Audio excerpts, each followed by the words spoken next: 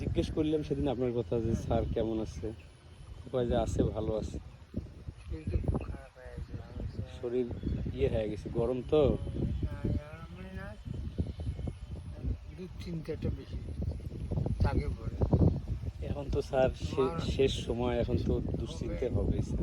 এই যে শুধলি নানান কিছু এ আছে, বাপ মার নাম নিয়ে শুনলাম, দেখো স্বপ্ন তো আসিয়েছে, হয় মা আছে না বাপের, এই যে আতঙ্ক পড়ে গেছে কি জন্যে আল্লাহ জানে। এখন তো স্যার আর জীবনে কোনো স্বপ্ন নাই, এখন তো শুধু ঠান্ডা এখন শেষ সময়। এখন যা করছেন সেটারই একটা এখন ইফেক্ট এসছে। ইফেক্ট আসছে।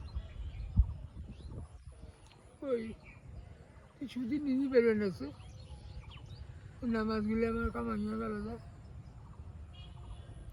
4-5 টাকা গাড়ি নিয়ে যায়,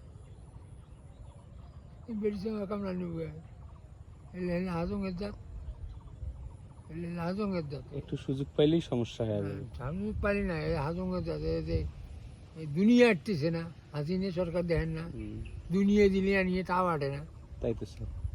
কাই খাবার নিচ্ছে, এই জনগণে খাবার নিচ্ছে তো, অবশ্যই। এই জনগণ ভাই, এই জনগণ কী দিবে লিখছে, কী দিচ্ছে আমার, যাই আনিয়ে দিছি তাই হিন বুঝবে নিচ্ছে, কলে আমার কী দিচ্ছে, তাহলে কী করবো।